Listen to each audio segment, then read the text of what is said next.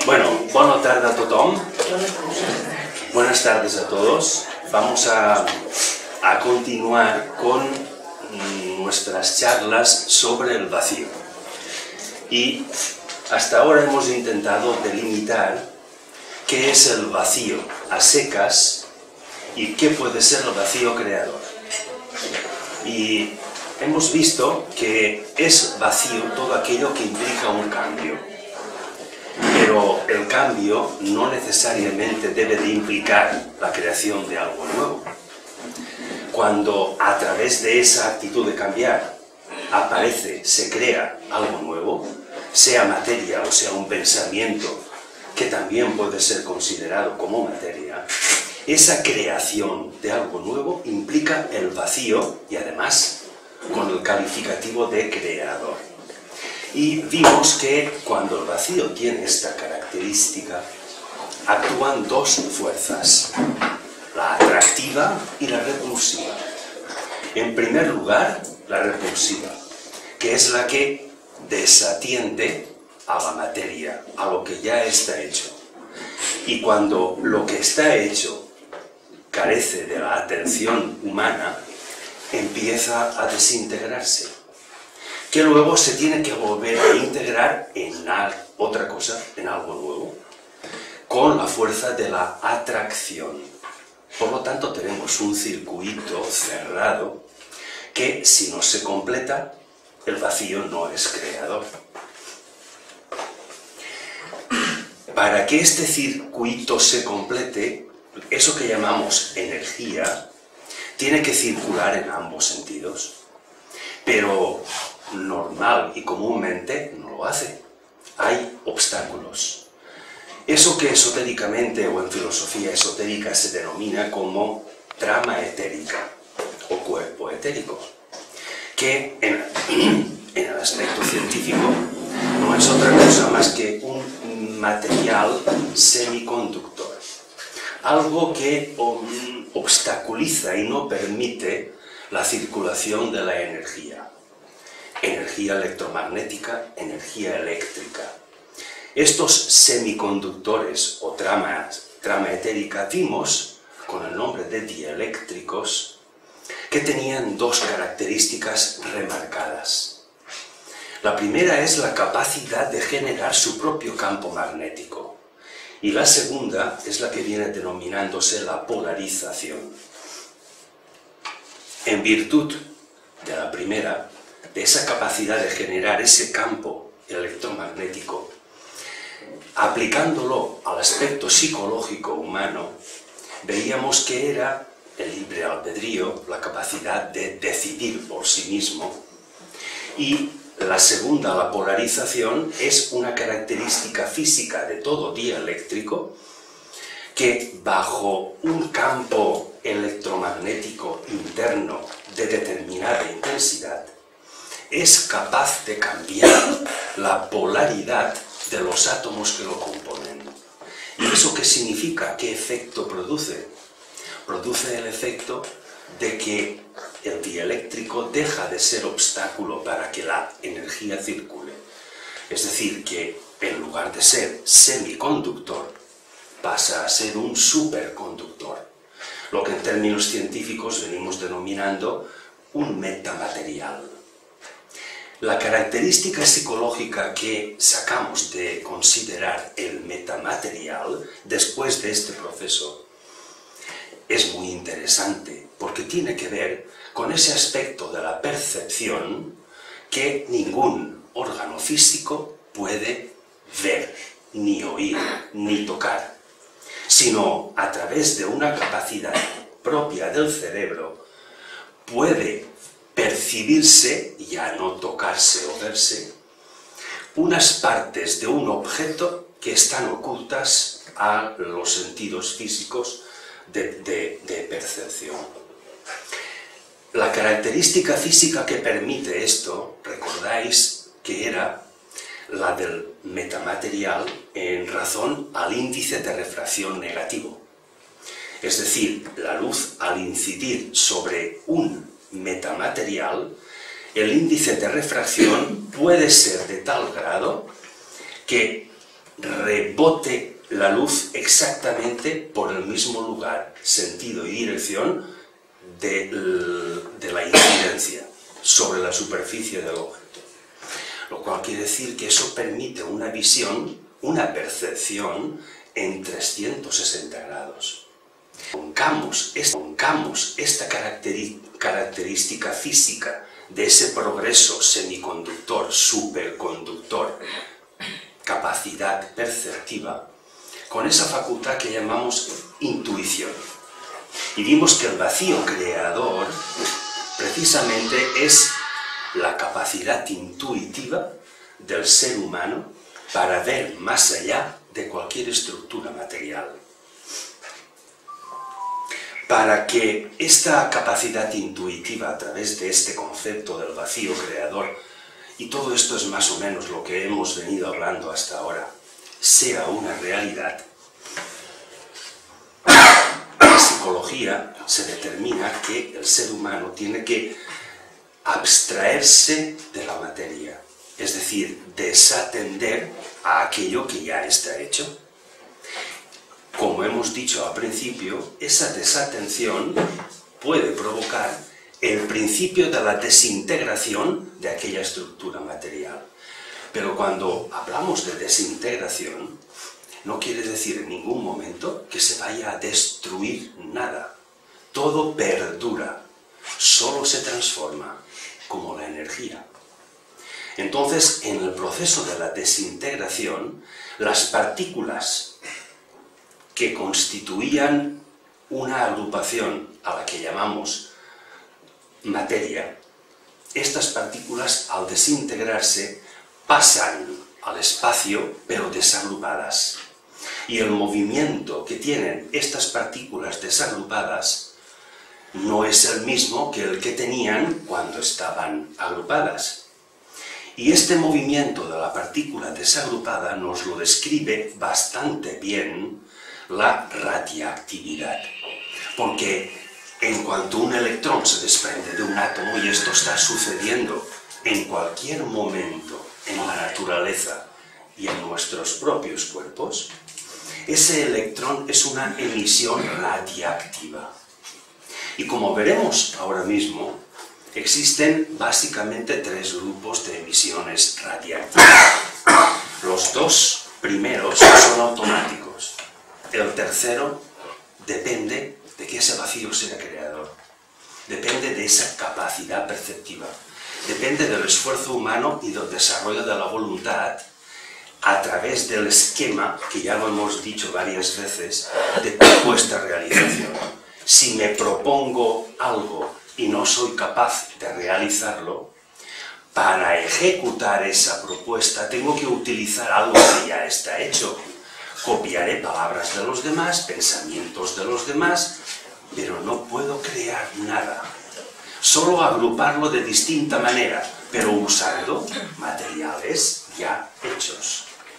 Pero si este proceso lo desarrollo en su máxima expresión, no utilizaré algo que ya tiene partículas agrupadas, sino completamente desagrupadas.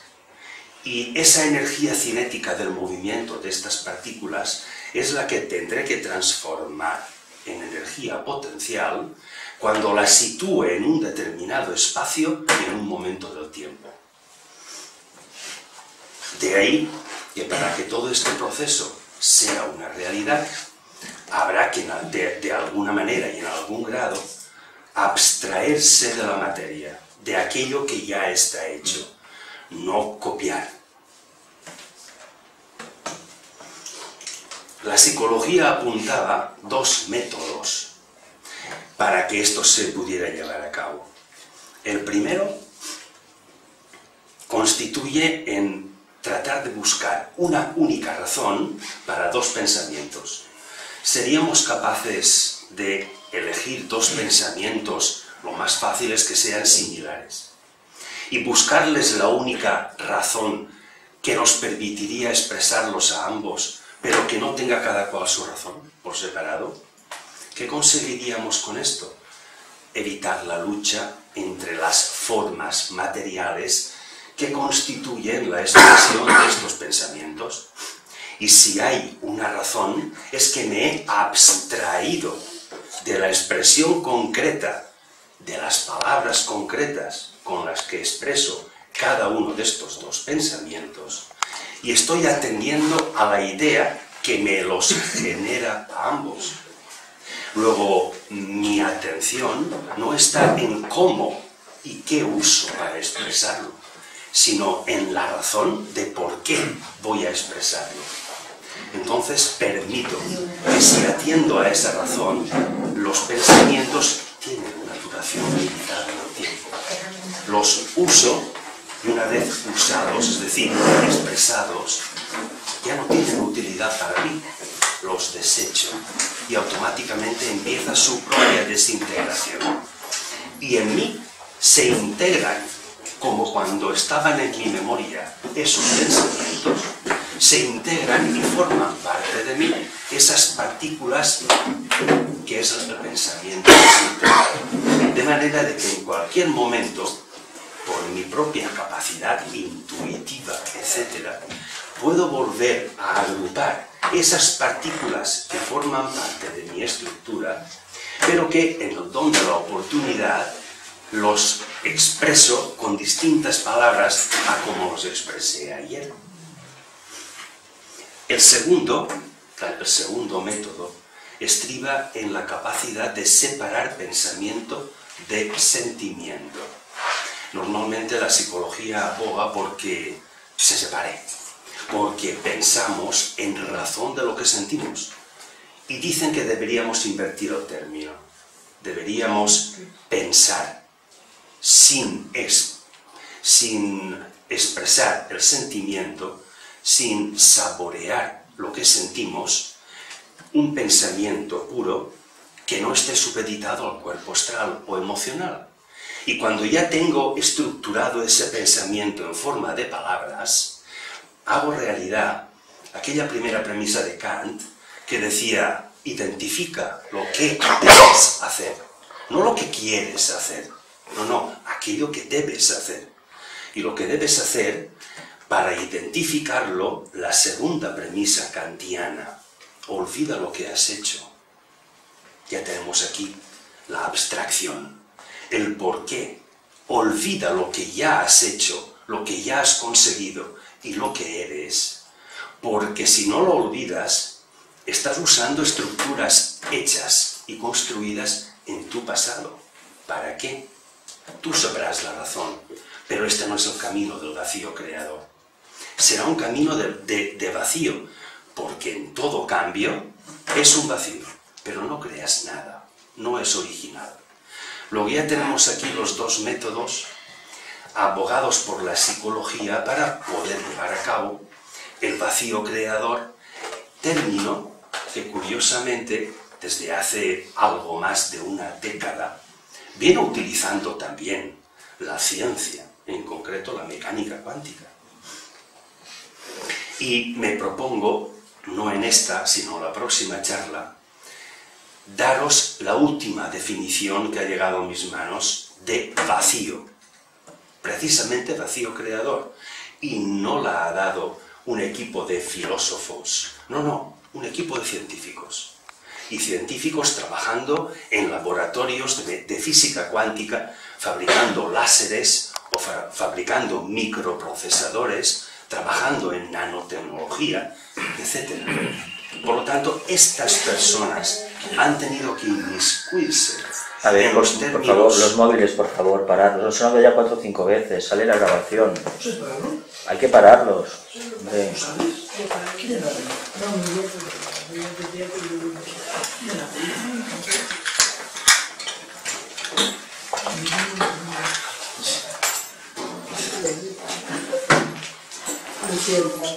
No pasa nada.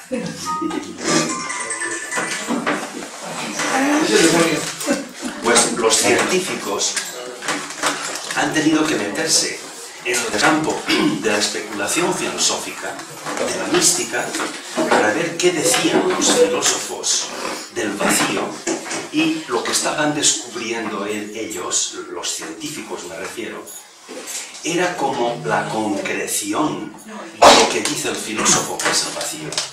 Entonces, filósofo y científico han tenido que dialogar de manera de que uno se ha convertido en otro y el otro en uno. Para decir, yo entiendo esto, el otro, pues yo descubro esto. Ah, pues eso que tú has descubierto me explica lo que yo tenía como hipótesis. Entonces mi hipótesis tiene un atisbo de ser real y no una simple creencia, por lo bien que lo dice esa persona o por lo convincente que es, sino porque me lo demuestras tú con tu realidad. Y entonces han propiciado una maravillosa definición. Permitidme que no me meta con ella ahora. Todo esto de la abstracción y toda esta metodología que estamos hablando propicia que si somos capaces, de acuerdo a ese primer método para lograr la abstracción de la materia, que decía, si eres capaz de encontrar una razón única para tus diferentes pensamientos, se acabará la lucha dentro de tu propia mente. Y cuando expreses, expresarás tu propia paz, no la lucha que existe en ti entre tus propios pensamientos. Lo cual quiere decir que es más convincente la expresión de una persona en términos pacíficos que no la expresión de esa misma persona que está expresando sus pensamientos pero en términos de lucha. Les está diciendo a unos, vosotros callad ahora, y a otros, vosotros saltad a la palestra, ya os tocará. Hay una inconformidad ahí. De la otra manera no hay inconformidad. Esa razón, esa concentración de todo lo que pensamos en una razón, implica un punto. Cuando hablamos de ese punto, tenemos que hacer referencia necesariamente al fractal y al punto cuántico. ¿Qué es el fractal? Ya dijimos aquí un ejemplo que es clásico. Si tenemos un libro, y ese, mejor un folio, escrito, y ese folio empezamos a doblarlo, hasta que lo reducimos a un punto. Si pudiéramos continuar comprimiéndolo más, llegaría un momento en que se reduciría prácticamente a un punto que con nuestros ojos no lo podemos ver. Haría falta un microscopio. Pero todo el contenido escrito de ese folio está contenido en ese punto, que permite la facultad perceptiva, la intuición. Sin necesidad de desplegar aquel folio, puedo saber qué contiene. Si eso en vez de un folio lo hago con un libro, puedo leer el libro sin necesidad de abrir sus páginas. Y si eso lo hago con una biblioteca, con las bibliotecas de todo el mundo, imaginaos la capacidad que supone, sin tocar la materia, absoluto respeto, saber su contenido. Esta es la cualidad, digamos, psicológica que a través de la capacidad perceptiva nos permitiría el fractal, nos permitiría ese desarrollo del vacío creador. Esa capacidad de abstraernos de la materia para que se desintegre, pero no se va por ahí, queda conmigo. Mi campo electromagnético impide que se vaya, pero estas partículas alrededor mío, dígasele cuerpo etérico, aura o como queráis llamarlo, está interaccionando con las que cada uno de nosotros tiene. De manera de que al estar aquí ahora y dirigirme a vosotros, no estoy pensando por mí mismo, sino a través de vosotros. Y vosotros no estáis interpretando a través de vosotros mismos, sino a través de lo que os estoy diciendo. Luego tenéis la responsabilidad, y yo exactamente igual que vosotros, de que en este momento estamos, querámoslo o no, interaccionando. Y esta interacción se lleva a cabo o de una manera, digamos, contenciosa, si es que en mí o en vosotros hay lucha, o de manera pacífica, y el resultado, el vacío creador, si esa manera es pacífica, puede ser mucho más fructífero que en el otro caso. De aquí, del punto fractal, tenemos dos características. Y es que la velocidad a la que se mueve ese punto que he reducido el libro, o la biblioteca, o el folio, o lo que sea, como tiene menor masa y ocupa menor espacio, es más energético, lo cual quiere decir que se puede mover con mayor libertad, con mayor velocidad. Y a la vez tarda menos tiempo en desplazarse de un lugar a otro. Tarda tan poco tiempo que nuestro tiempo llega a valer cero. Imaginaros que es un ejemplo que ya lo he repetido aquí, pero lo vuelvo a decir. Imaginaros que fuéramos capaces de desplazarnos de Valencia a Barcelona a la velocidad de la luz. Si estoy hablando con una persona en Barcelona y puedo desplazarme a la velocidad de la luz a Valencia, de acuerdo con nuestro tiempo, estaría hablando al mismo tiempo con otra persona en Valencia. Para mí son tiempos distintos. Para la que está en una ciudad y en otra, no. Pues esto es lo que en teoría, o en hipótesis, basada en hechos más o menos científicos y reales, se podría argumentar en torno al desarrollo de estas capacidades, de la abstracción, etc. Y al evitar la lucha, esa tendencia que tenemos a agruparnos los seres humanos, siempre a convivir en el ámbito que sea, pero está claro que tenemos una tendencia natural a la agrupación. Si esa tendencia natural se hiciera, fuéramos capaces de hacerla, desde estos puntos de vista, manteniendo la singularidad de cada cual, podríamos establecer un punto común. Pero ese punto común es imposible encontrarlo si cada uno de nosotros no lo ha encontrado. Si no he sido capaz de encontrar una única razón para dos o más pensamientos, evitando la lucha de estos pensamientos como estructuras materiales distintas dentro de mi propia estructura. Si en mí hay lucha, la voy a derramar sobre el grupo, que se va a sumar a la lucha de otros individuos componentes del grupo.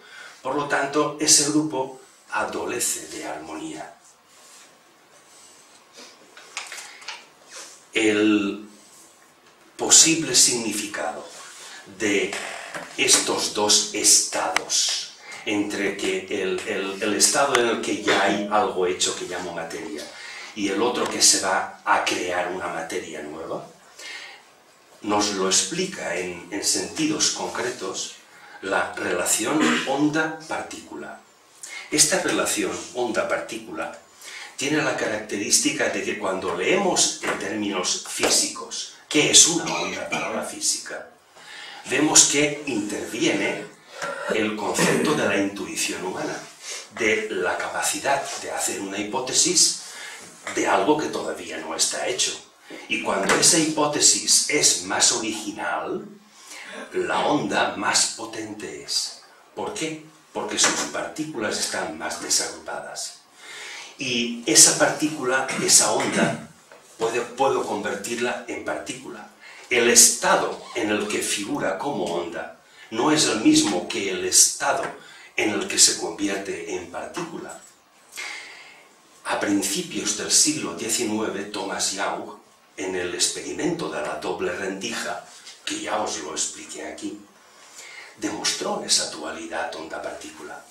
Entonces, onda y partícula, si son lo mismo, y son porque la partícula es una agrupación de las que existen en la onda, pero agrupadas en un espacio, mientras que en la onda son las mismas, pero desagrupadas, estamos hablando de lo mismo. Una cosa desestructurada y otra estructurada.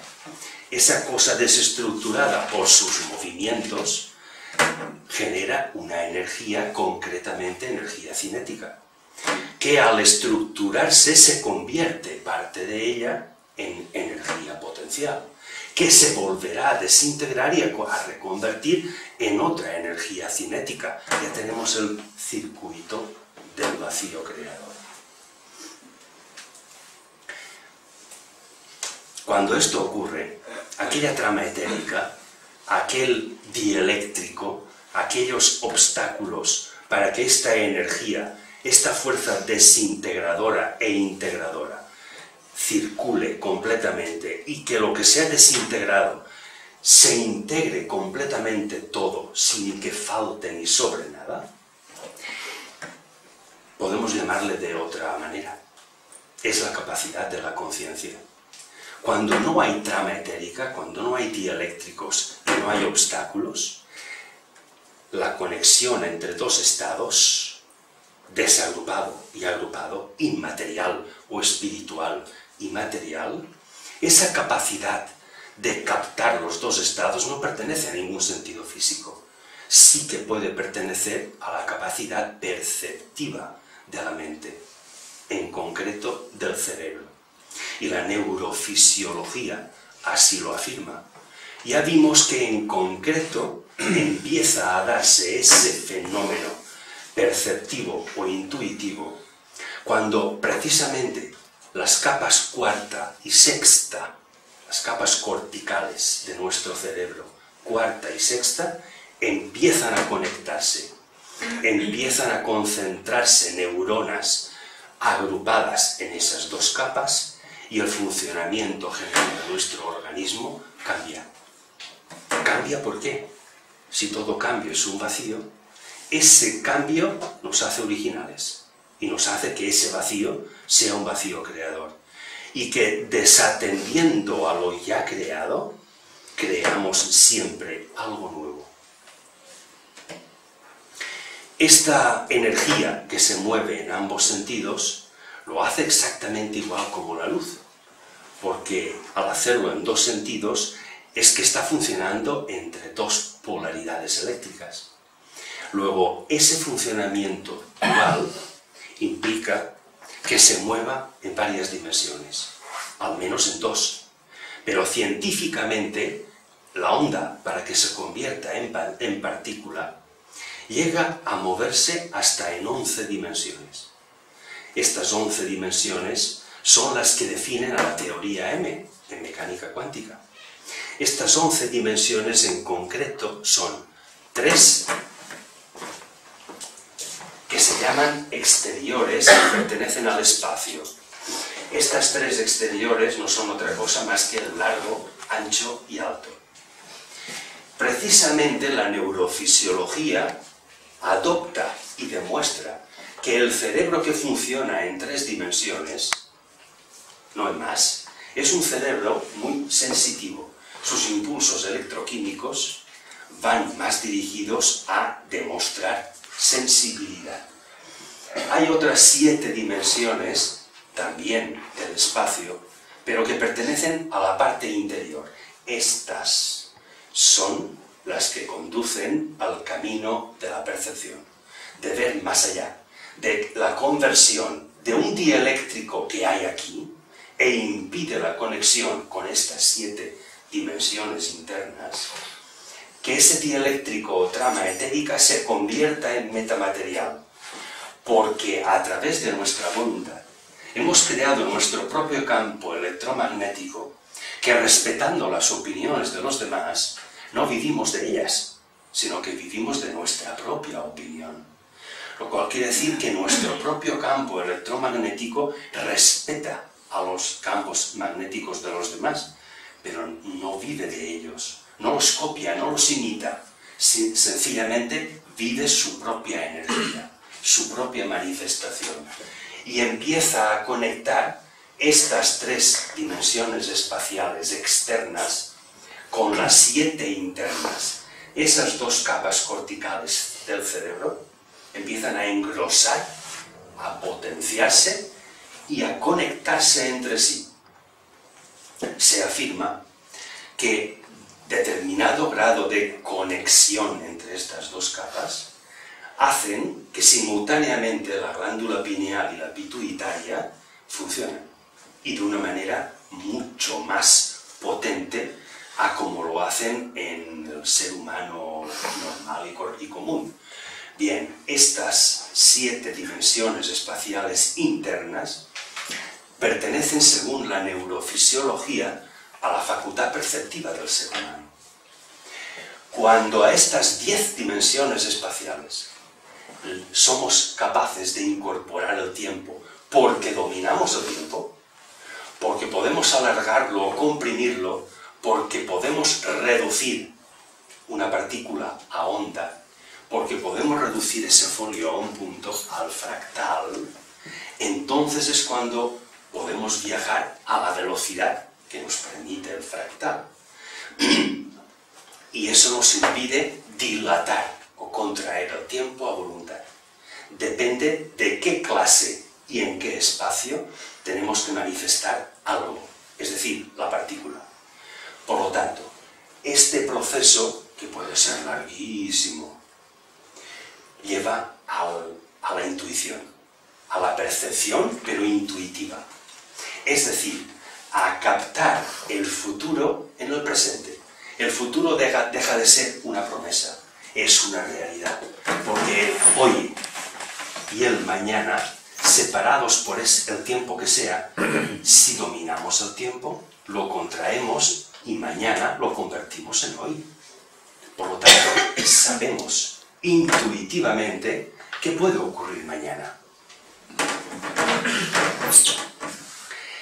Estas 11 dimensiones y el movimiento de las partículas correspondientes a cada estado en el que se manifiesta cada una de estas dimensiones es lo que la mecánica cuántica viene denominando como cuerdas.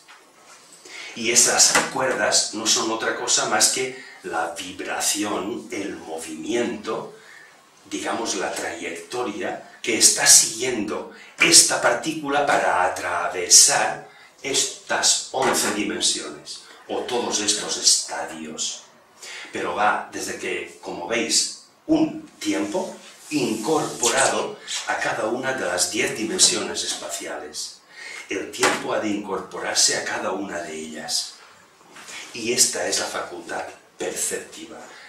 Esta facultad que permite el metamaterial y puede refractar la luz, no en 360 solamente, sino en cualquier ángulo. Cuanto más pequeño sea, la partícula en un estado más material se encontrará. Por lo tanto, su movimiento oscilará en un espacio más pequeño.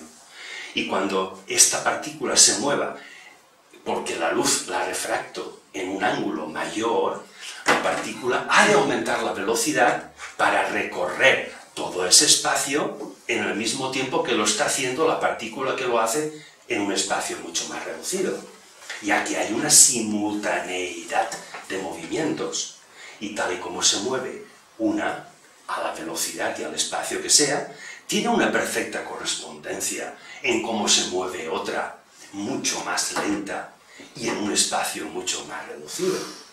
Es como cuando jugamos en una cuerda en la que atamos una piedra al extremo y el arco que describe nuestro brazo lleva cierta velocidad, pero el arco que describe la piedra en el extremo de la cuerda lleva mucha más velocidad que pero esa velocidad está imprimida por la fuerza del brazo que mueve la cuerda.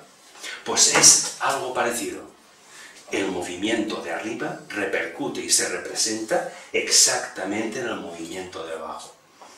Pero si no hay conciencia, en dos estados, ni puedo controlar el de arriba, ni puedo controlar el de abajo. He de abstraerme de esa materia que se está moviendo para poder controlar ambos movimientos, no ya dos, sino en 11 dimensiones como mínimo. Este movimiento es lo que habréis oído hablar, que se llama también agujero de gusano, y que precisamente transporta de un estado a otro en el tiempo, porque en el agujero de gusano no existe el tiempo, y puedes viajar tanto al futuro como al pasado. Y en ese agujero de gusano es precisamente el movimiento de ese grupo de partículas que mi conciencia está desagrupando en un estado y agrupando en otro. Y todo eso forma esa cuerda, pero que como es una agrupación de partículas, y tiene movimiento vibratorio, constituye un espacio cerrado, el ciclo completo. Y ese espacio cerrado proyectado a través de las 11 dimensiones es algo zigzagueante que tiene el aspecto de un gusano moviéndose. Ese es el aspecto no visto, ni fotografiado, ni observado, sino el aspecto que el científico supone que debe de tener una agrupación de partículas capaz de moverse en varios estados o dimensiones a la vez. La imaginación humana no da para más, pero ya es suficiente.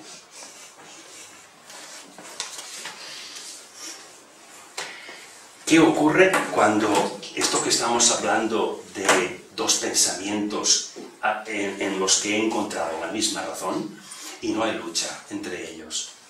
Que hay un silencio. Este silencio es la característica de estos agujeros de gusano. Estos movimientos que conectan varias dimensiones no emiten sonido alguno. El sonido está en el movimiento de una partícula dentro de un estado, dentro de una manifestación material.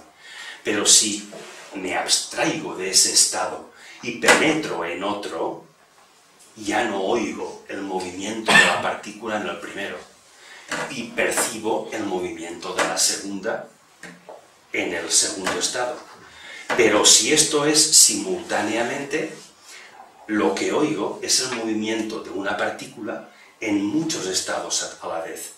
Ese movimiento, que es sonido en un estado, es silencio cuando hablamos de dos o más estados. No se percibe nada. En cuanto a sonoridad me refiero. Esto místicamente tiene una curiosa analogía cuando hablan o leemos de Shambhala. Se dice, y podemos leer, que para penetrar en Shambhala hay puertas, y que en cada puerta hay un guardián, un asura. En la primera puerta, el asura no te abre la puerta si no te deja penetrar, si no eres capaz de pronunciar el sonido correcto. El mantra que aparta al guardián y abre la puerta para que puedas penetrar en esos recintos en la primera esfera. Sonido, ¿por qué? Porque la primera puerta es el aspecto más material. Es la dimensión más densa de todas. Y has de saber pronunciar el sonido de la materia densa que te está estructurando. Y solo esa materia puede penetrar, la otra no. Lo que piensas no penetra, se queda fuera. Llega la segunda. La segunda es todo lo contrario que la primera. Ya no has de pronunciar sonido alguno. Tienes que permanecer en silencio. Si la capacidad de permanecer en silencio es mayor que la del asura o guardián, te deja penetrar. Pero si la potencia del silencio del asura es mayor que la tuya, no puedes penetrar. Por lo tanto, esa capacidad de permanecer en silencio implica la capacidad de moverte en varias dimensiones a la vez. Porque pronuncias un sonido en una de esas dimensiones. Pero si tienes conciencia de varias, si tienes esa capacidad intuitiva, ya no es sonido, es silencio lo que emana de ti. Ya no es estructura material, es partículas desagrupadas. Y eso no es sonoro. Llegas a la tercera y de ahí no voy a pasar. Llegas a la tercera y entonces no es ya ni sonido ni silencio, sino has de ser capaz de construir una imagen de luz o una imagen mental de ti mismo. Y para eso ha hecho falta que en la primera pierdas cierta parte de ti de forma radiactiva. Lo mismo en la segunda. Pero en la tercera ya no tienes emisiones radiactivas que correspondan a la materia. Es decir, ya no hay estructura ni de protones, ni de electrones, ni de neutrones que te configuren. Entonces, ¿qué eres tú? fotones, radiación gamma. Esta radiación gamma es la que con ella tienes que construir una imagen mental de lo que tú eres, y cuando la tienes construida el Asura te identifica. Entonces se dice que te abre la puerta para el tercer recinto.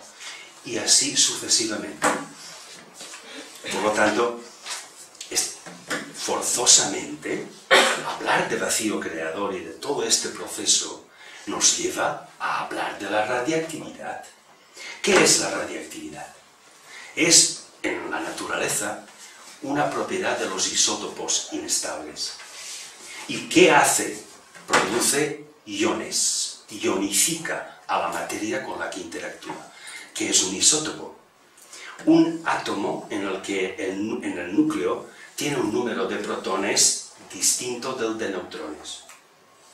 ¿Y qué es un ion?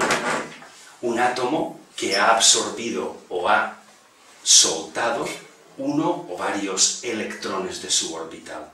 Luego vemos que hay una propiedad radiactiva que concierne al núcleo y otra que concierne al orbital.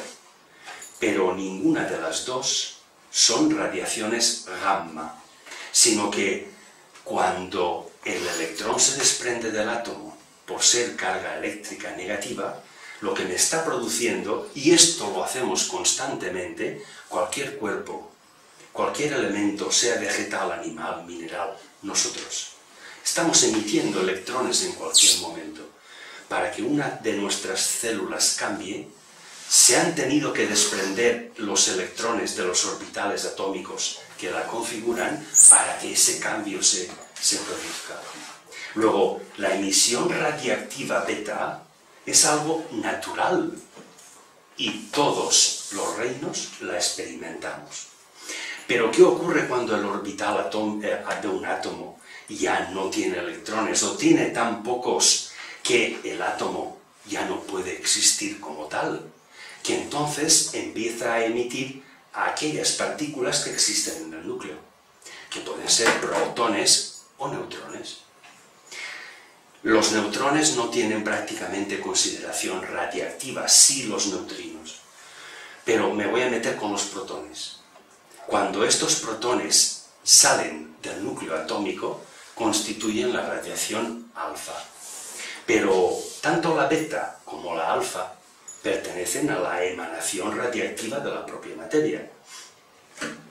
¿Por qué el científico nos demuestra que la radiación gamma es un fotón que tiene las propiedades de bosón? ¿Qué es un bosón si el fotón es eso? El bosón es una partícula portadora de energía, pero que tiene una función, y es afanosamente busca a otra partícula que se llama fermión para transmitirle toda o parte de su energía. Luego, depende de la frecuencia de la energía transmitida, este fermión se convertirá en un protón o en un electrón. Por lo tanto, la radiación gamma es la creadora, la que por magia produce todo tipo de creación, y ya que de la radiación gamma, cuya finalidad es interaccionar con otras partículas que están en otro estado, tiene que aumentar o disminuir, tiene que variar su capacidad energética en cuanto a su intensidad, a la frecuencia. Y estas frecuencias, al variar, producen protones y electrones, que cuando se agrupan forman átomos, que cuando se agrupan forman células, y así sucesivamente forman todo el mundo material que conocemos.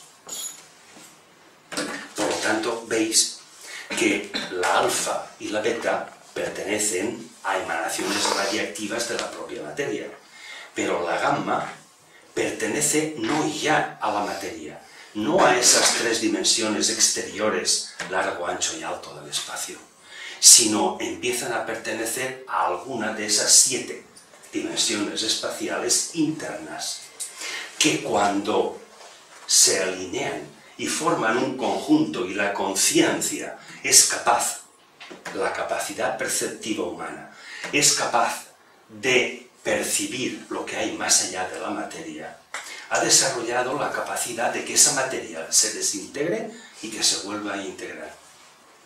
Y esa capacidad hoy en día no es experimentable en laboratorio, pero sí que es una hipótesis bastante cierta en términos probabilísticos, como que pudiera ser así. Al menos tiene una base cierta, por lo tanto se puede estructurar una argumentación lógica. Estas radiaciones, alfa, beta y gamma, producen efectos. Las alfa y beta básicamente están propiciadas por cableado y por ondas ópticas, por radiaciones ópticas. Este cableado, sea el cableado de nuestras casas o el de alta tensión, produce determinados campos eléctricos que están constituidos por emanaciones alfa o beta. Y esto normalmente no ioniza, es decir, no cambia la materia, a no ser que la exposición sea muy larga y muy intensa. Os he puesto aquí que la alfa y la beta con una letra M, porque tanto la alfa como la beta lo que hacen es el vacío, pero no el vacío creador, porque lo que interaccionan con la materia para que la materia cambie, pero sin crear materia nueva. ¿Por qué? Porque no llegan a desintegrarla por completo. Entonces aprovecha una estructura ya hecha para reestructurarla y juntar varias estructuras ya hechas. Lo único que hace es modificar parcialmente, pero sin provocar cambios. Os estoy dando unas connotaciones superficiales, científicas, y otras de características psicológicas a las que artículos escritos por neurofisiólogos, psicólogos, etc., están abogando a la capacidad perceptiva humana. Y el método más generalizado es la inversión entre sensibilidad y mente.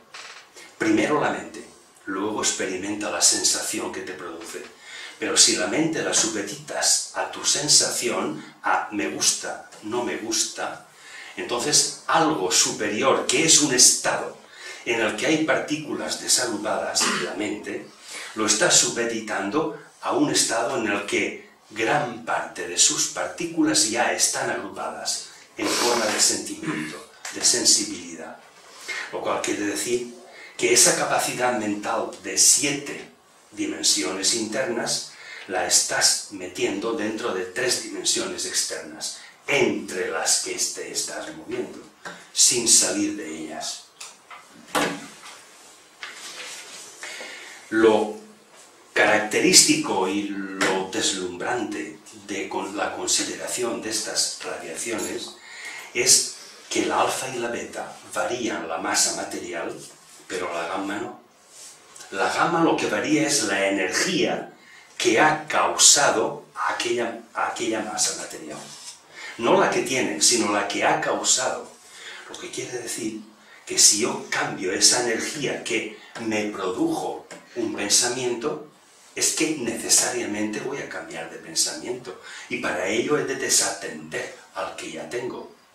Y esa energía que todavía no tiene estructura de pensamiento, cuando la tenga, será un pensamiento original, pero habré apartado al pensamiento ya existente. Lo cual quiere decir que aquellas 7 dimensiones las he reducido a 3. Y ahora puedo verlo. Antes no lo veía. Percibirlo sí, pero verlo no. Y para poderlo percibir, he de haber desarrollado esa percepción. Por lo tanto, si me limito a que mis radiaciones alfa-beta sean propiciadas por mis propios sentimientos, crearé trama etérica, dieléctricos, semiconductores en mi cuerpo, que harán que el circuito en el que circula esta energía inmaterial no se complete. hay dos efectos físicos que estas radiaciones, de manera demostrada, producen, graves. El primero es que produce una dilatación de los poros, de las membranas de las neuronas. Cada neurona tiene su propia membrana y la exposición a estas radiaciones externas, por motivo de que no hay un campo eléctrico interno, porque no ejerzo mi propia voluntad, sino la voluntad de otro, no ejerzo mi propio criterio, sino creo en el criterio de otro, y no tengo esa primera propiedad del dieléctrico, que es crear su propio campo electromagnético, que respeta a los de los demás, pero lo blinda de las influencias de los demás.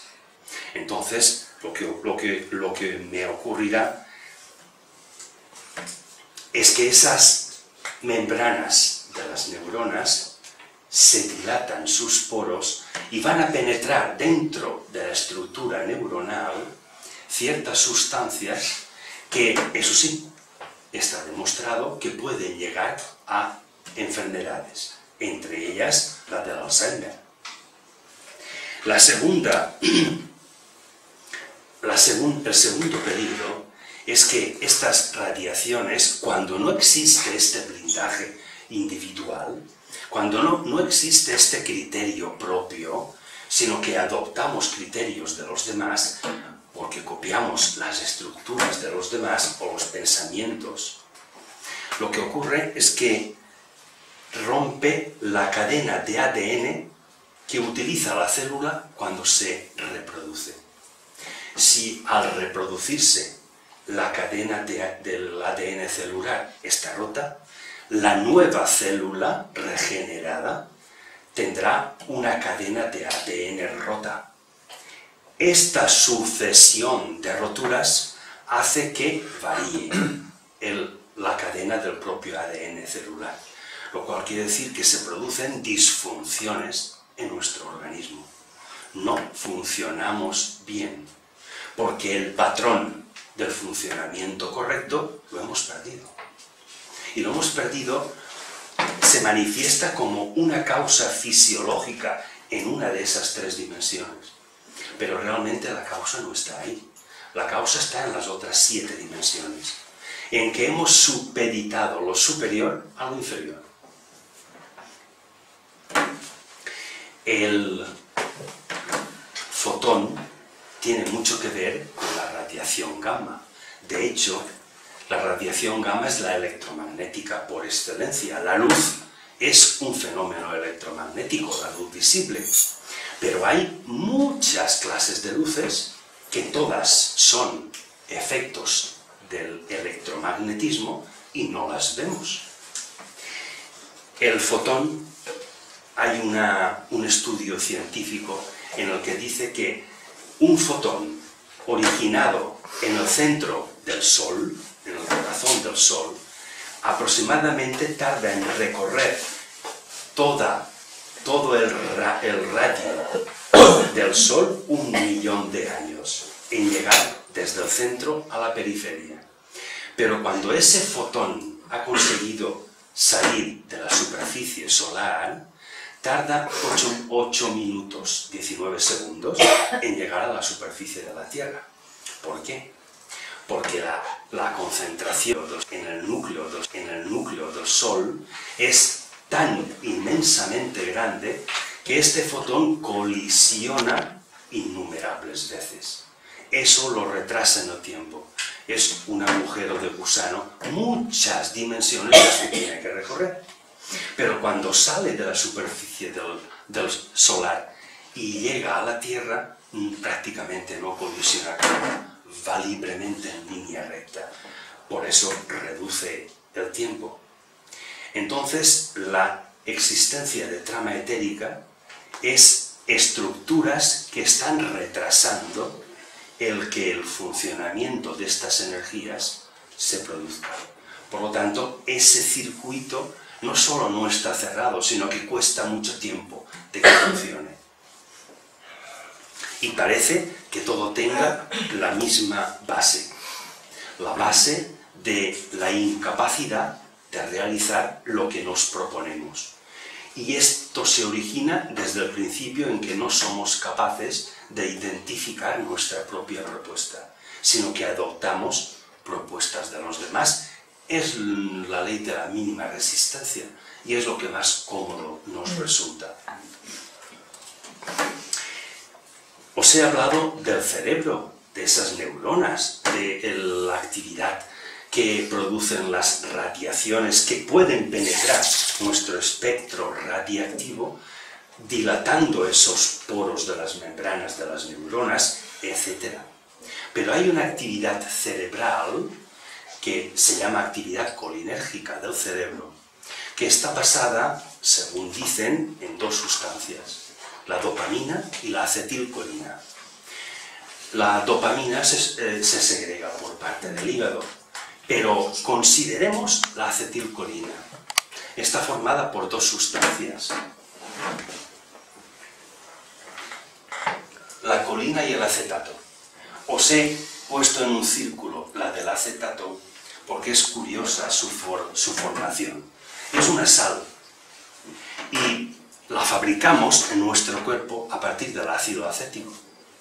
Pero fijaros cómo fabrica nuestro cuerpo el acetato. El ácido acético tiene que, las moléculas de ácido acético, tienen que desprender sus átomos, protones, 2 protones. Cada átomo tiene que emitir protones para que pueda combinarse y formar una sal. Luego, veis que ese proceso de emisión de protones, de soltar 2 cargas eléctricas de carácter positivo, es un fenómeno iónico, es un fenómeno radiactivo. Si no se produce ese fenómeno radiactivo, no se forma el acetato, lo cual quiere decir que la acetilcolina no está equilibrada. No se han combinado bien la colina y el acetato para formarla. Luego, esa acetilcolina, que es el neurotransmisor por excelencia que utiliza nuestro cerebro, tiene trama etérica, tiene dieléctricos, tiene obstáculos que hacen que no funcione bien. Lo cual quiere decir que no solo son incorrectos los impulsos electroquímicos de nuestro cerebro, sino que, siendo incorrectos, no llegan donde tienen que llegar.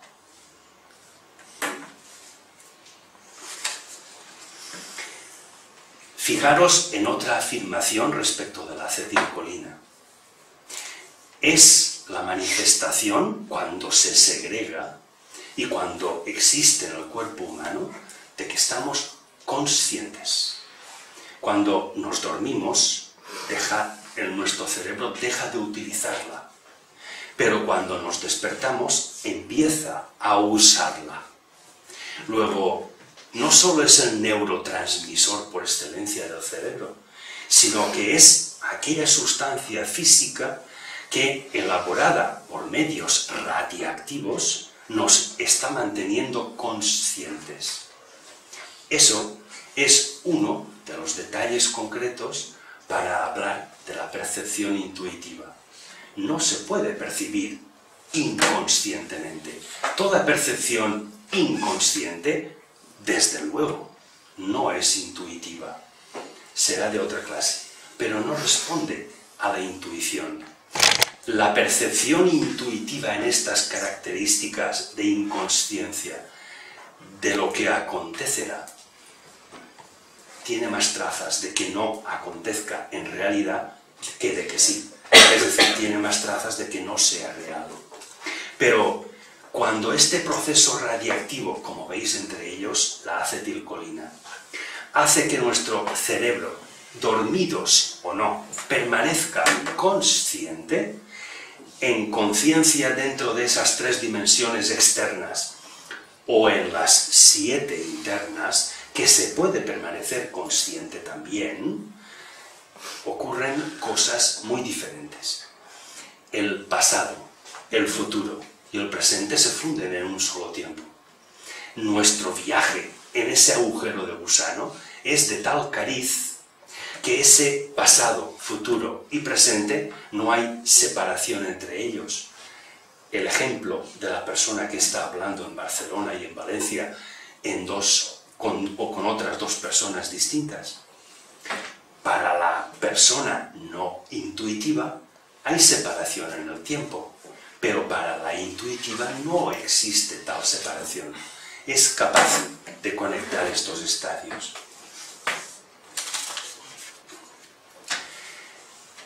La existencia de todas estas partículas voloteando alrededor nuestro es una, no la única, de las causas de eso que utilizamos mucho y que nos preocupa quizá, que es la existencia de radicales libres. Un radical libre en la naturaleza ocurre básicamente porque el carbono se combina con átomos de oxígeno para formar hidrocarburos. Estos hidrocarburos se combinan con otros dos tipos de sustancia que son asociaciones carbono-oxígeno y nitrógeno-oxígeno. Este conjunto es lo que propicia un sistema que no solamente en la naturaleza, sino en nuestro propio cuerpo, hace que ese ácido acético tenga un proceso radiactivo que emita ciertas partículas para que aparezca otra sustancia, el acetato. Esos protones que tiene que liberar el ácido acético no se van a ningún lado. Permanecen dentro del espacio en el que cada individuo tiene su propia identidad y manifestación y serán usados por otra sustancia en otro momento. Respecto de la asociación nitrógeno-oxígeno, hay también un dato curioso, y es que la asociación da lugar a tres sustancias. El monóxido de dinitrógeno, el dióxido de nitrógeno, ambos tóxicos, y el óxido de nitrógeno. Este es el no tóxico. Hay un circuito en nuestro metabolismo que se produce, no lo he puesto por ahí,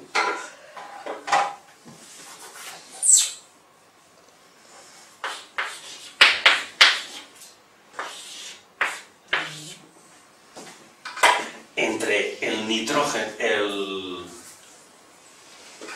ya he invertido,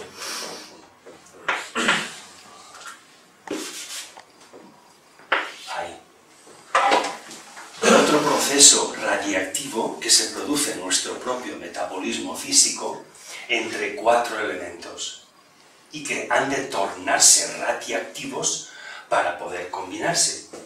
Oxígeno, fósforo, nitrógeno y carbono. El elemento que funciona ya, el circuito que ya funciona de manera inconsciente, por lo tanto no entra a formar parte de la acetilcolina, es el oxígeno es el circuito entre el oxígeno y el fósforo. El oxígeno se desprende de partículas, electrones, en presencia del fósforo, que precisamente tiende a absorberlos.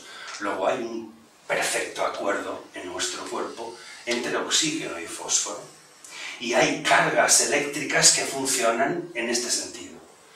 Pero luego, si entre nitrógeno y oxígeno no se ha formado el óxido nítrico, sino que por estos desequilibrios funcionales, porque no cumplimos lo prometido, porque hablamos de cosas imposibles, porque creemos en lo que dicen los demás y no en nuestro propio criterio, toda esta disfuncionalidad hace que la combinación nitrógeno-oxígeno, y viene la segunda parte del circuito, no produzca NO, sino N2O o NO2. Y empezamos a introducir elementos tóxicos en nuestro propio cuerpo. Y esto desequilibra la acetilcolina y va a desequilibrar nuestro estado de conciencia. Y cada vez nos va a costar más estar concentrados. Y cada vez nos va a costar menos perder la conciencia de lo que estamos haciendo.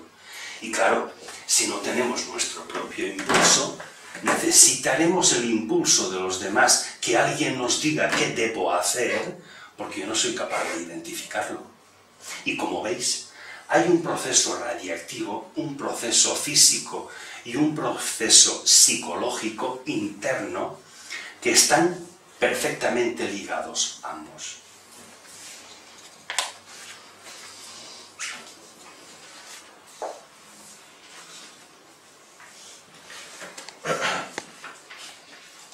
Os cuento otra vez, para introducir un concepto, lo de Kant. La primera premisa dice identificar lo que debo hacer. No lo que quiero, lo que deseo, sino lo que debo hacer. Luego tengo que pensar en aquello que debo hacer y no lo otro. Ya tengo la separación entre pensar y sentir. La segunda dice, olvida lo que has hecho. Pero entre la primera y la segunda necesito de un requisito: imaginar aquello que me propongo. La primera materialización de una propuesta es imaginarla. Me imagino haciendo lo que me propongo. Me imagino el resultado que producirá. Deseo producir ese efecto. Deseo realizarlo. Pero ¿cuándo lo deseo? Después de haberlo imaginado. Luego, entre la primera y la segunda, hemos de poner en acción nuestro poder imaginativo para empezar a dar forma y trasladar desde una dimensión inmaterial aún a otra dimensión que empieza a ser material, y el vehículo de transmisión pudiera ser mi propia imaginación. Y la tercera premisa de Kant: una vez te has identificado qué debes hacer y has olvidado lo que hiciste, ponte manos a la obra, hazlo. Es decir, realiza aquella propuesta. Por lo tanto, si has imaginado algo imposible, será imposible que lo realices. Ese circuito no se completará y empiezas a tener una actividad colinérgica de tu cerebro desequilibrada, una actividad más inconsciente que consciente y una actividad radiactiva, desde luego, desequilibrada. Y tus emanaciones alfa, beta, gamma no pueden estar equilibradas. Y una emanación alfa no puede combinarse con una beta para constituir una nueva, ya que lo positivo fundido con lo negativo me crea un fotón. Vemos que la imaginación de lo posible puede ser muy importante. Ya no pretendo cansaros más. Muchas gracias por vuestra atención, y si tenéis alguna sugerencia o alguna pregunta, María, por favor, tenemos hasta las 10. Sí. Vale. Yo tengo una pregunta en eso, mientras te escuchaba. Has dicho que mientras estamos conscientes, o sea, despiertos, es cuando se efectúa todo este entramado que has explicado. Pero, ¿y cuando dormimos y tenemos una evidencia y tenemos todas estas cosas? ¿Cómo ocurre? ¿Por qué? Porque no actuará lo que tú has explicado. Cuando estamos dormidos en ese estado de inconsciencia, sí, lo que hace es que lo que hemos sembrado o materializado en otras dimensiones está impresionando esa cantidad de acetilcolina que todavía está en nuestro cerebro y parece que sea un estado consciente. Parece. Coge de la reserva. Hasta que no sea, como decía Juan de la Cruz, más claro que la luz del mediodía, no hay consciencia. ¿Me has explicado un poquito, que no lo entiendo muy bien, qué es esto que el despertar de las eras del ADN? ¿Qué significa esto? Porque se habla mucho de el despertar de las eras del ADN, que tenemos en funcionamiento unas y que el ser humano tiende a despertar más eras del ADN, 3, 4, ¿Has oído algo de esto? No, es que es una expresión, no he oído ¿No? el despertar del ADN. Sí, como tenemos unas células, tenemos dos células, pero que el ser humano actualmente solo utiliza, pues, no peor, ¿no? Pero que tiende con las nuevas energías que están llegando, nuevas energías, pues a desarrollar esa parte del ADN que está dormida. Pero no lo tengo muy claro qué significa todo esto de las R del ADN. No. Bueno, por lo que estás diciendo, puede que se refiera a que toda la cadena de ADN debería reproducirse célula a célula en la próxima célula. Es decir, cuando una célula se reproduce, íntegramente la cadena de ADN de esa célula debería ser transmitido a la otra. Pero si hay cierto estado de inconsciencia, hay una parte de la actividad celular que deja de existir. Deja de existir porque no tiene el refrendo de la voluntad humana de que eso se active. Y en el tiempo acaba desactivándose. Es decir, es como si tú no eres consciente de que estás haciendo algo y eso no es necesario para el funcionamiento de tu cuerpo, y entonces esa cadena de ADN no tiene razón. No es el caso del funcionamiento de un músculo involuntario como puede ser el corazón, que necesita esa cadena de ADN que se reproduzca y necesita funcionar como lo está haciendo. Pero si esa función acaba por ser innecesaria, esa parte de cadena de ADN pues resulta innecesaria y queda como desactivada. Es algo similar a cuando hacemos una propuesta y decimos voy a hacer esto. Automáticamente en tu cerebro se crea un grupo de neuronas que están siendo el soporte físico de eso que tú deseas hacer. Pero en el momento en que te pones manos a la obra y lo haces, ese grupo de neuronas recién creado se va a conectar con aquellos grupos de neuronas que mueven tus dedos, tus brazos, que mueven tu cuerpo y que hacen que tu cuerpo funcione, porque necesitan una determinada acción. Si tú no haces aquello y no lo pones en práctica, este grupo de neuronas no se conecta con los otros que ejercen el movimiento en tu cuerpo. Lo cual quiere decir que ese grupo de neuronas se va a desactivar en el tiempo y tu cerebro va a perder la capacidad de usar esas neuronas que permanecerán inactivas para siempre. Algo similar pudiera ocurrir con la cadena de ADN. No se usa, se queda desactivado.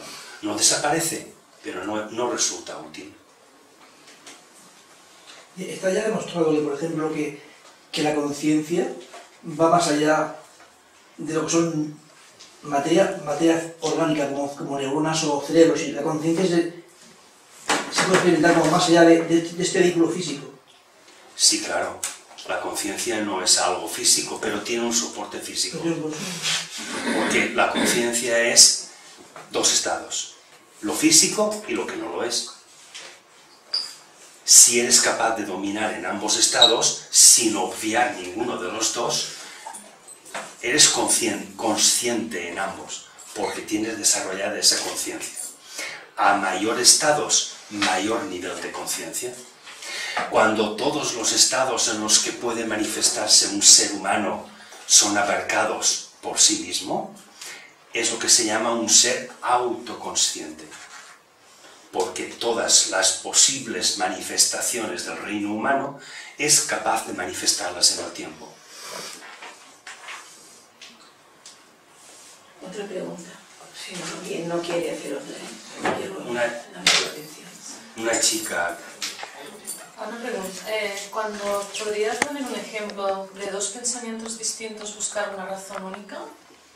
Lo más fácil pudiera ser dos pensamientos similares, que se refieran a la misma cosa, pero que tengan algún matiz diferenciador. ¿Tú cómo definirías a un cubo?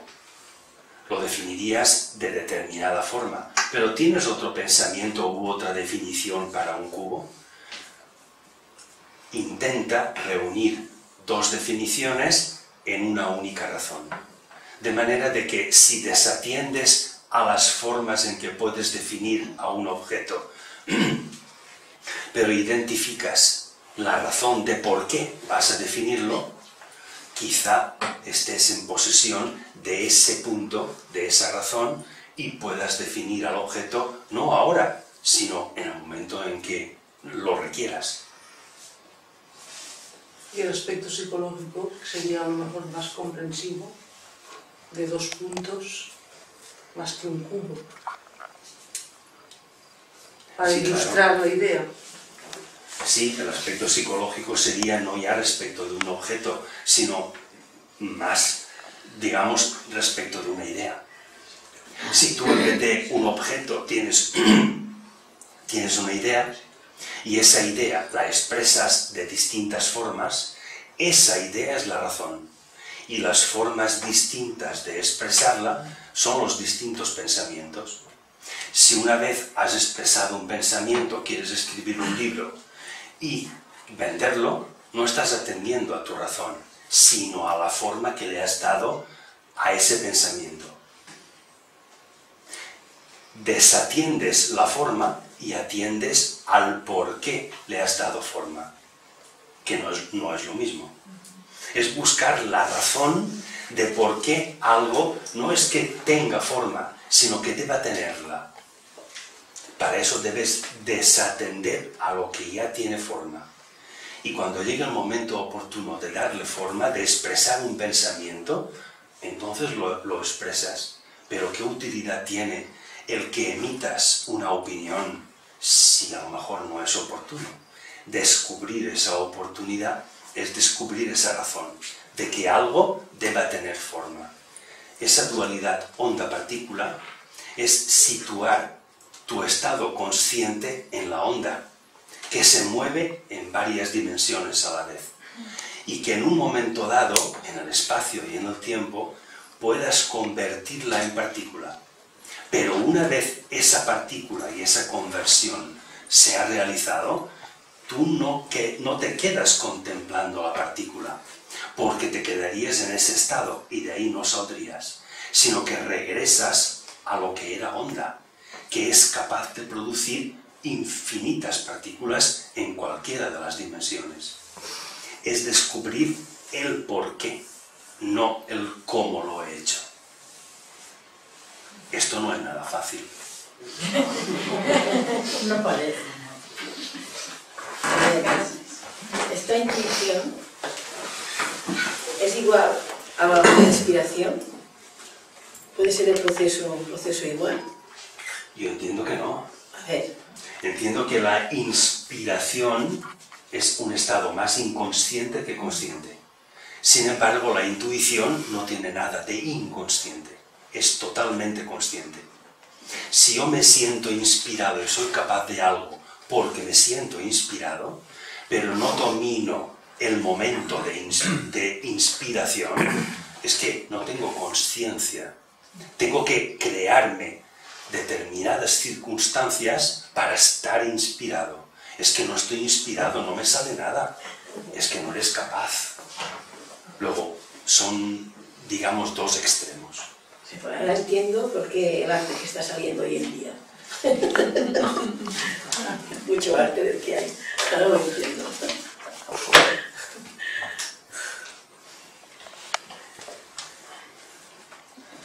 Yo quisiera decirle a esta chica que uno de los procesos donde podíamos basarnos para explicar todo lo que has dicho es la idea de Krishnamurti. No sé si alguien ha leído los libros de Krishnamurti, pero él nos lleva a perseguir todas esas ideas hasta concentrarlos en una sola. No sé, ¿has leído Krishnamurti? Pues es una maravilla, porque es la manera de entrenar nuestro pensamiento para que se desligue de la emoción. Entonces, en vez de tener estos pensamientos que son dados, que nos vienen sin nosotros querer, como bombardeándonos a toda hora, eres capaz de reunirlos en uno solo. Si tienes ocasión, te gusta esa idea, puedes... Krishnamurti es un autor de libros. Tiene muchos. Es la mayéutica de Aristóteles, pues modernizada. Si me permites un segundo respecto de la mayéutica, y que desde luego uno de los mejores exponentes de esa expresión mayéutica es Krishnamurti, es un método muy sencillo. Consiste en lo siguiente: sobre un tema determinado, hazte una pregunta.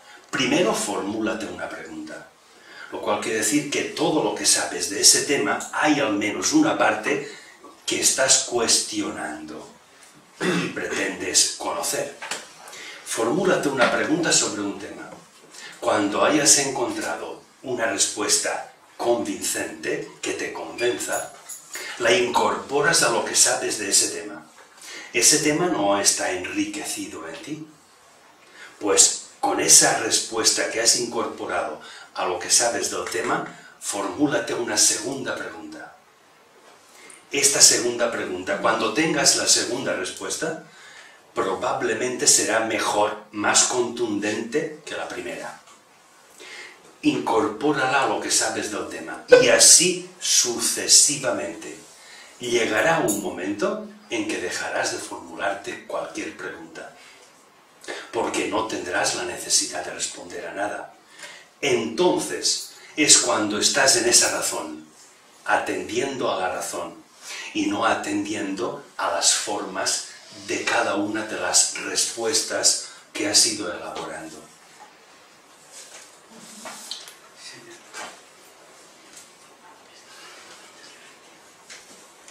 Venga, no os amontonéis.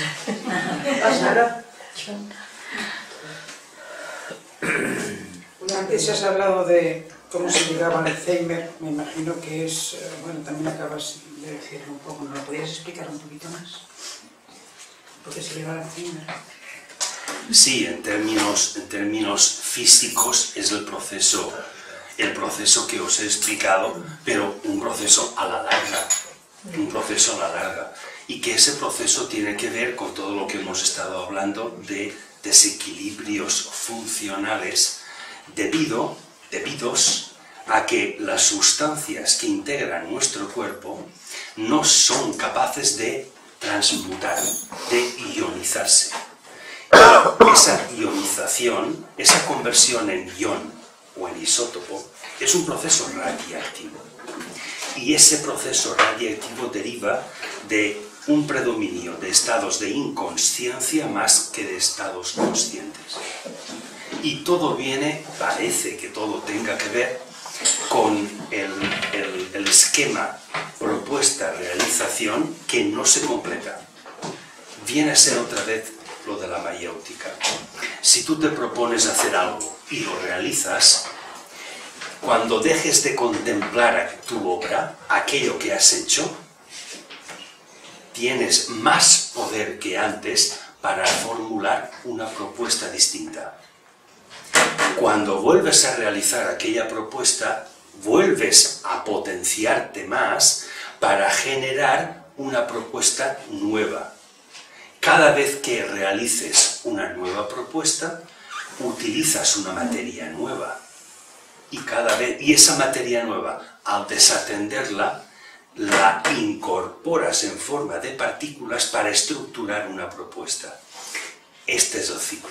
Por eso es por lo que mucha gente dice que si estás activo, muy activo en los temas, en hacer, en leer, en estar despierto, esas personas tienen más dificultad en coger el Alzheimer que aquellas personas que están más dormidas, ¿no? Lo que te estás diciendo, ¿no? A lo mejor no es determinante, pero puede que tenga algo que ver.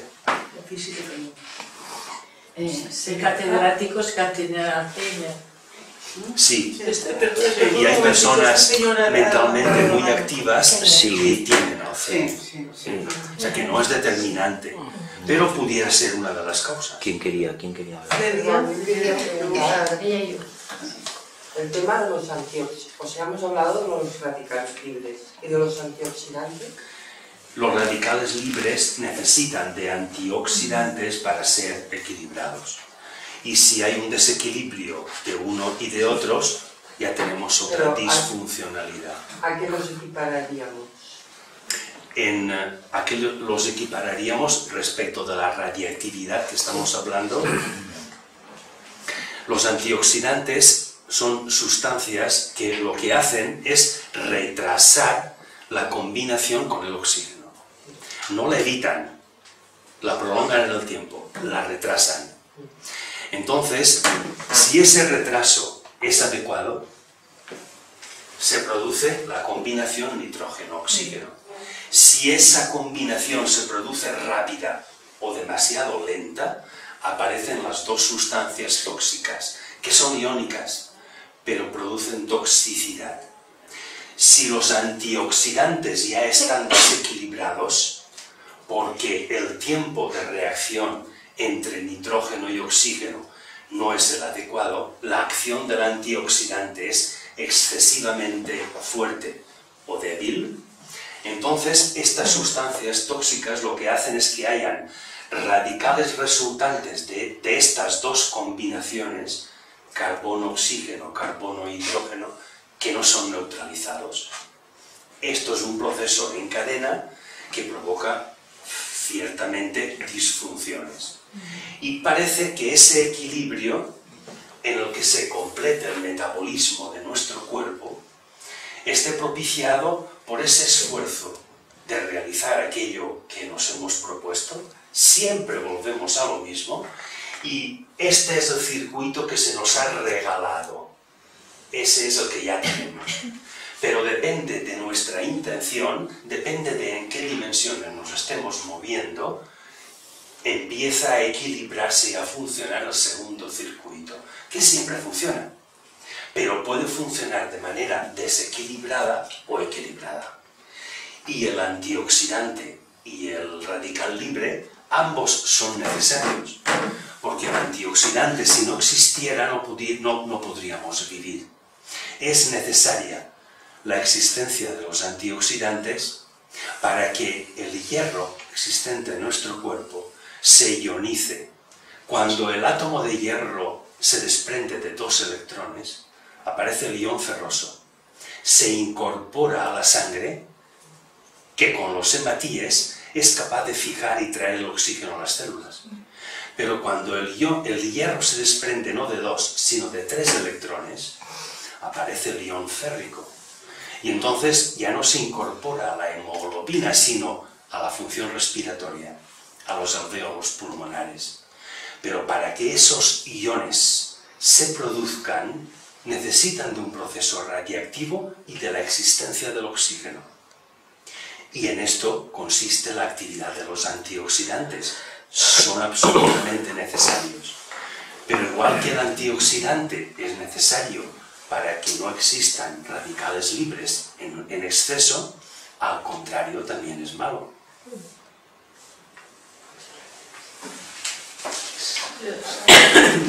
No, oye, lo de la pizarra que era un trocito de... no sé si... Sí, es que cuando os hablaban, me he dejado cosas en el tintero, ¿qué queréis? Cuando os hablaba de la transmutación, del cambio y tal, bueno, pues la hija de Madame Curie, Irene, y su esposo Joliot, fueron los primeros en poder demostrar que eso no era obra del diablo, que el transformar una cosa en otra era el sueño de los alquimistas, pero podría ser una realidad. Y lo demostraron con aluminio, bombardeando el aluminio con protones, con radiación alfa.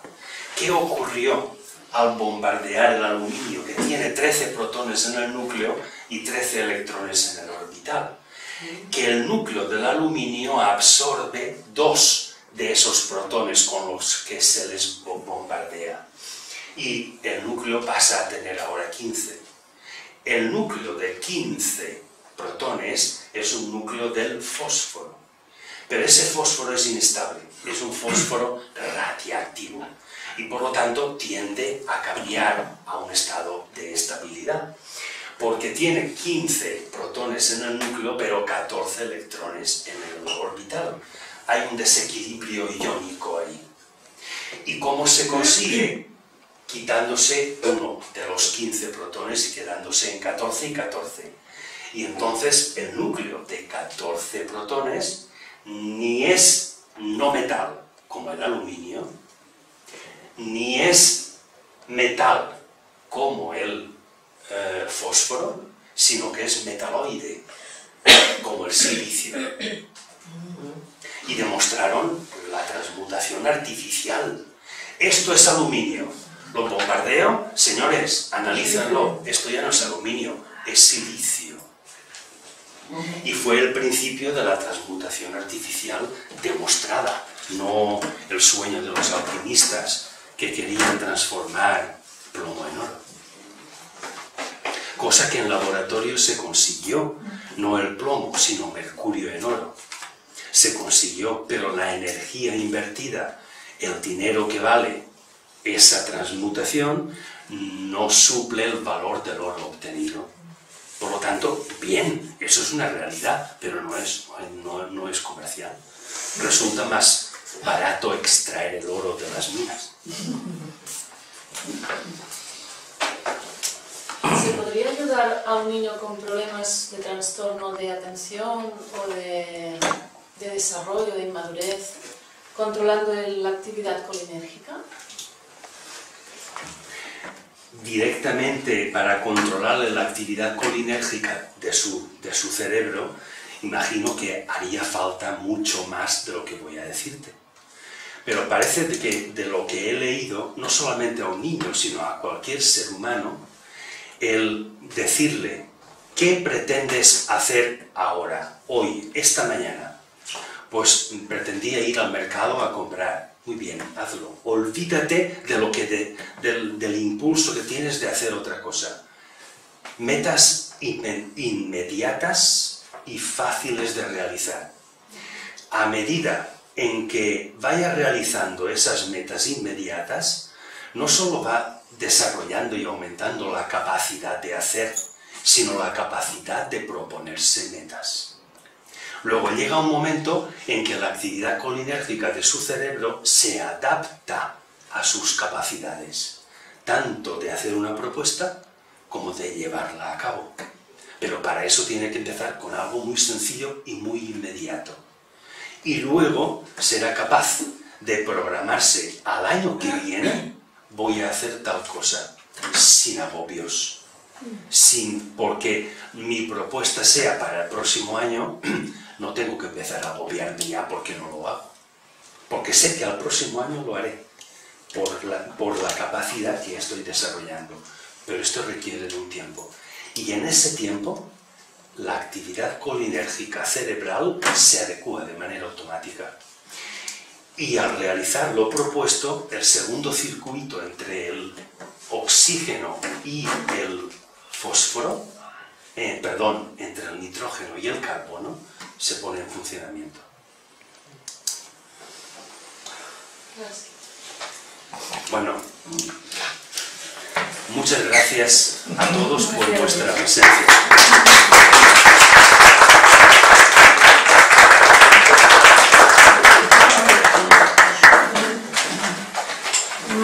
Si por si alguien no lo sabe, mañana en Amigos de